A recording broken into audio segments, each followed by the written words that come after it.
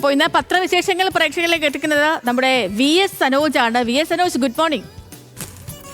Good morning Sethu. നമ്മൾ ഇന്നലെ ചർച്ച ചെയ്ത ഒരുപാട് വാർത്തകളുണ്ടായിരുന്നു. ഈ ഓപ്പറേഷൻ സിന്ദൂറുമായിട്ടൊക്കെ ബന്ധപ്പെട്ട് സഭയിൽ നടക്കുന്ന ചർച്ച, രാജ്നാഥ് സിംഗിൻ്റെയും വിദേശകാര്യമന്ത്രിയുടെയും ഒക്കെ ചർച്ചകൾ കണ്ടു.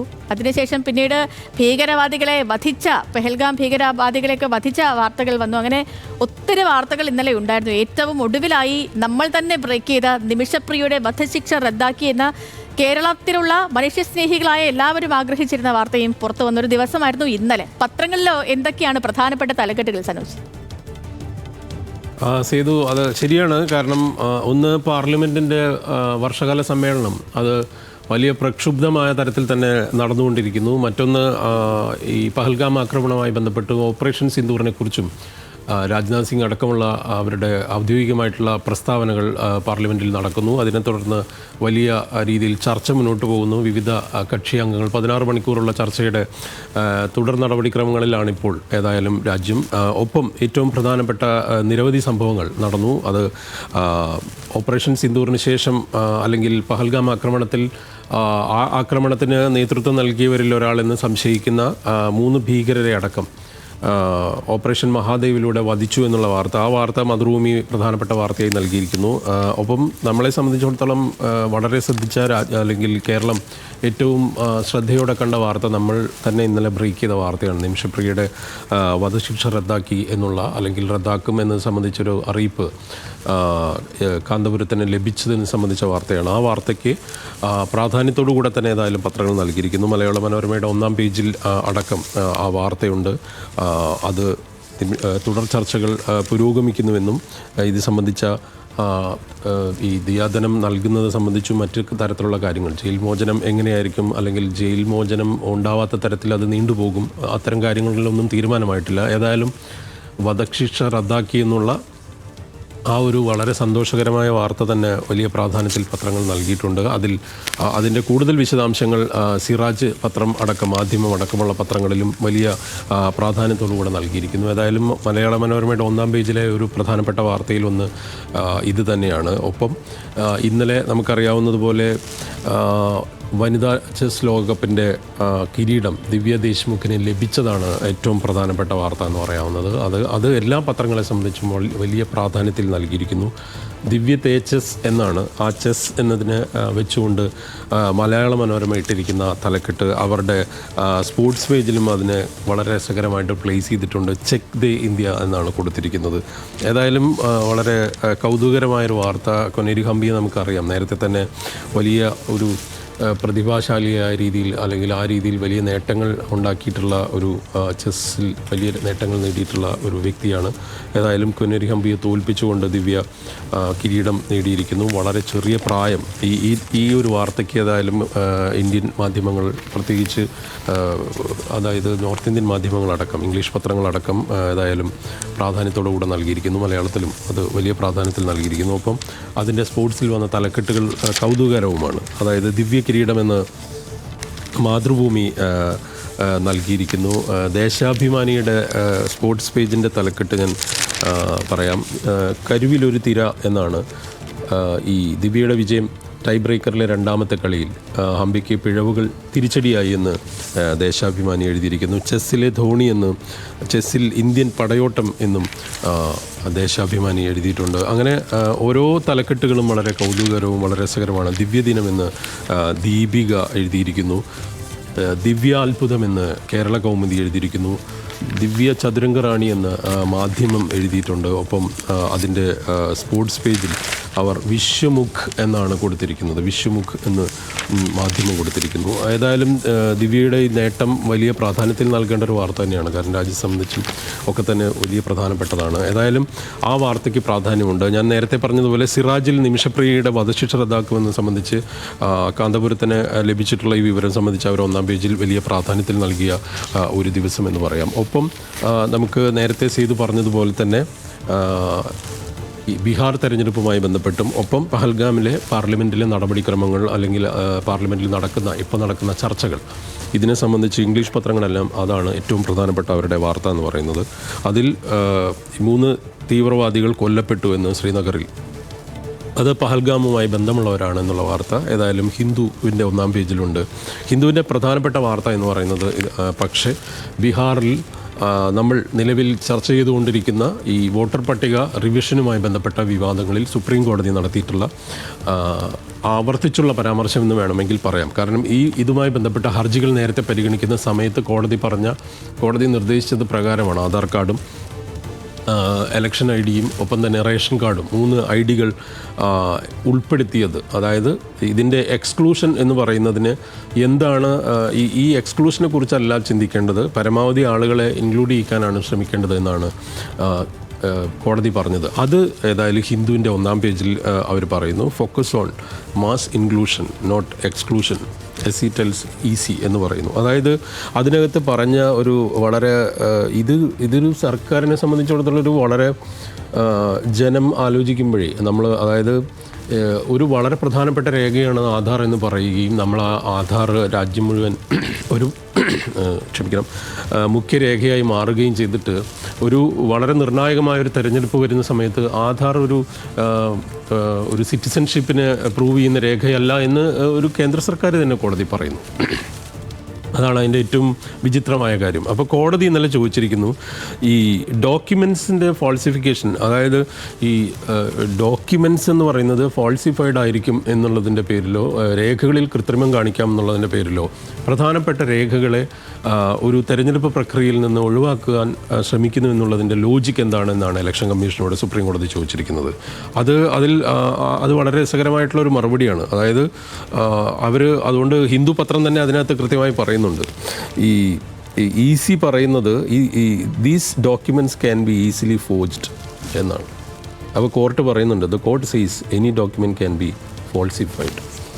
നിങ്ങൾ ഇത് ഡോക്യുമെൻറ്റ്സ് ഫോർജ് ചെയ്യാം എന്ന് പറയുമ്പോൾ നിങ്ങൾക്ക് ഏത് ഡോക്യുമെൻ്റാണ് ഫോർജ് ചെയ്യാൻ പറ്റാത്തത് എന്നാണ് കോടതി ചോദിക്കുന്നത്. ഇതൊരു വലിയ മാറ്റമാണ്. അതായത് ഏതാണ്ട് 66 ലക്ഷത്തോളം പേര് ഓൾറെഡി ഇതിനകത്ത് പുറത്തേക്ക് കടന്നു കഴിഞ്ഞു. ഈ വാർത്ത തന്നെയാണ്, ഈ വാർത്തയുടെ പലതരത്തിലുള്ള അനുബന്ധങ്ങൾ എല്ലാ പത്രങ്ങളും നൽകിയിരിക്കുന്നു. ഉൾപേജിൽ ഹിന്ദു അടക്കം ഈ വാർത്തയ്ക്ക് വലിയ പ്രാധാന്യം നൽകിയിരിക്കുന്നു. കാരണം എങ്കിൽ പോലും ഇതിൽ നിന്ന് ധാരാളം പേർ പുറത്താക്കപ്പെടുമെന്നുള്ള ഒരു കാര്യമുണ്ട്.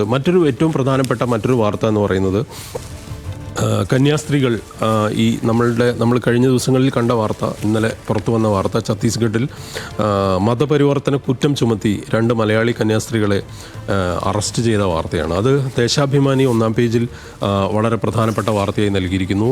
മാധ്യമം നൽകിയിട്ടുണ്ട്. ഒപ്പം മലയാള മനോരമ അടക്കം ആ വാർത്തയിൽ തന്നെയാണ്. ഇതെന്ത് നീതിയാണെന്ന് മനോരമയുടെ തലക്കെട്ട് തന്നെ അങ്ങനെയാണ്. മനോരമയുടെ ഉൾപേജിൽ ഇതുമായി ബന്ധപ്പെട്ടുള്ള ആശങ്കകൾ ഒരു ഫുൾ പേജിൽ തന്നെ ഈ വാർത്തകൾക്ക് പ്രാധാന്യം നൽകിയിരിക്കുന്നു. കാരണം കന്യാസ്ത്രീകളുടെ മോചനം പ്രാർത്ഥനയോടെ കുടുംബങ്ങൾ എന്ന് ഭീതിയും ആശങ്കയും ഉണ്ട് എന്ന് മനോരമ പറയുന്നു. ഒപ്പം ഈ ഫോൺ പിടിച്ചെടുത്തവരുടെ സിസ്റ്റർ വന്ദനയുടെ കുടുംബം അതിനെ സംബന്ധിച്ച് അവർക്കൊരു കോൺടാക്ട് ചെയ്യാൻ പറ്റുന്നില്ല എന്ന് പറയുന്നു.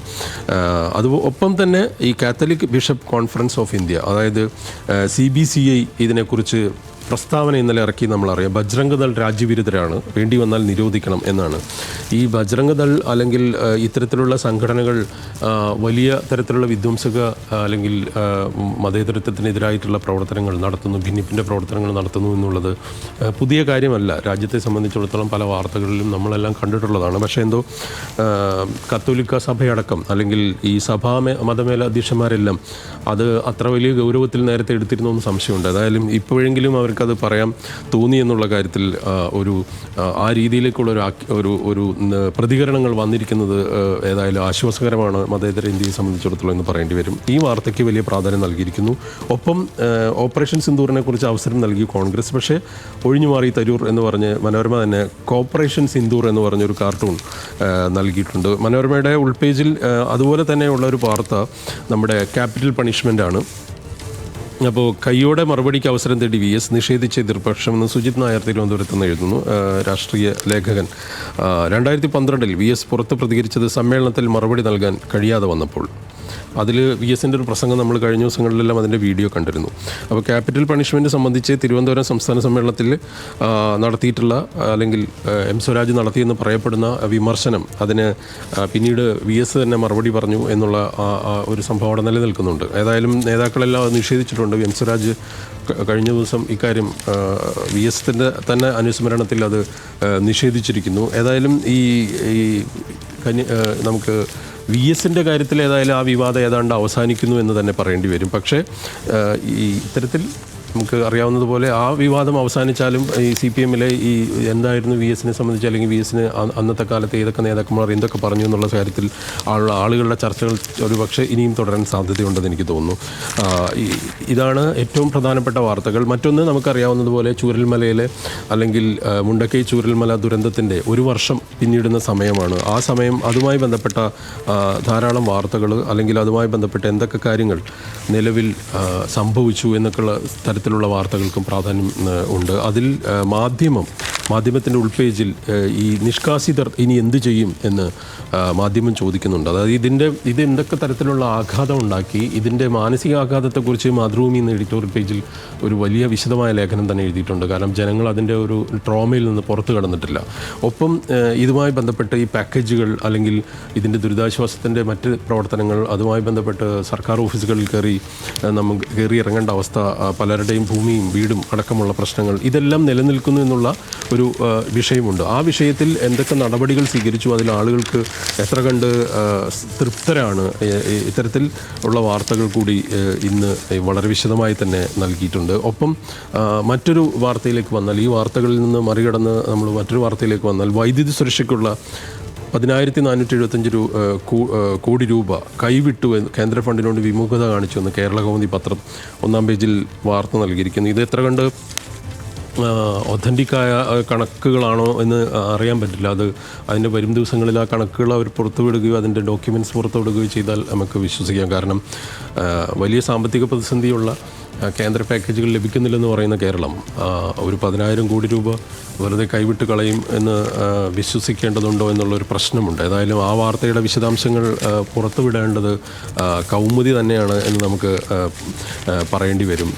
മറ്റൊരു കൗതുകമുള്ളൊരു വാർത്ത ഞാൻ ഇന്ന് കണ്ടിരുന്നു. അത് മലയാള മനോരമയിലാണ്. അതായത് തൊടുപുഴ യൂണിവേഴ്സിറ്റി കോളേജ് ഓഫ് എഞ്ചിനീയറിംഗിലെ പൂർവ്വ വിദ്യാർത്ഥികൾ, അതായത് 1/4 നൂറ്റാണ്ടിന് ശേഷം അവരടിച്ചു മാറ്റിയ ഒരു മണി തിരിച്ചു നൽകി എന്നുള്ള ഒരു വാർത്തയാണ്. അതൊരു ഒരു കൗതുക വാർത്ത. അതായത് 96-2000 ബാച്ചിലെ വിദ്യാർത്ഥികൾ പ്രിൻസിപ്പലിന് ക്ലാസ്സിൽ നിന്ന് പുറത്താക്കപ്പെട്ടതിനെ തുടർന്ന് അവർ ആ മണി അടിച്ചു കൊണ്ടുപോയിരുന്നു. അതിലിപ്പോൾ അവർ ഇത്രയും വർഷങ്ങൾക്ക് ശേഷം അത് തിരിച്ചു കൊണ്ടുവന്നിരിക്കുന്നു എന്നുള്ള ഒരു കൗതുക വാർത്ത കൂടെ ഏതായാലും ഇവർ കൊടുത്തിട്ടുണ്ട്. ഒപ്പം മറ്റ് മാതൃഭൂമിയിൽ ഇത് വേറൊരു വാർത്തയുള്ളത് ബാനു മുഷ്താഖിൻ്റെ വാർത്തയാണ്. ബാനു മുഷ്താഖ് കഴിഞ്ഞ ദിവസം നടത്തിയിട്ടുള്ള ഒരു പ്രസ്താവന, അത് സംബന്ധിച്ച വാർത്തയും മാതൃഭൂമി നൽകിയിരിക്കുന്നു. കൗമുദിയിലും വാർത്തയുണ്ട്. നമുക്കറിയാം ബുക്കർ പ്രൈസ് ജേതാവാണ്.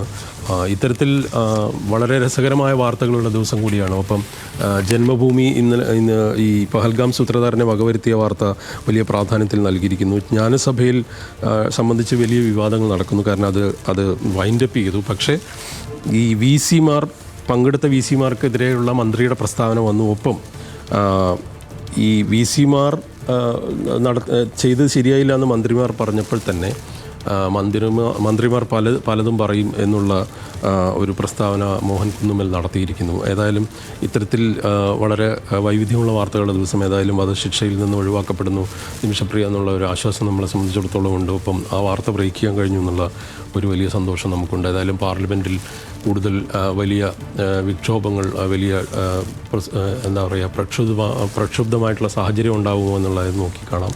ഒപ്പം കന്യാസ്ത്രീ അറസ്റ്റുമായി ബന്ധപ്പെട്ട് എന്തൊക്കെയാണ് സംഭവിക്കുക എന്നുള്ളത് നോക്കാം. സേതു ശരി.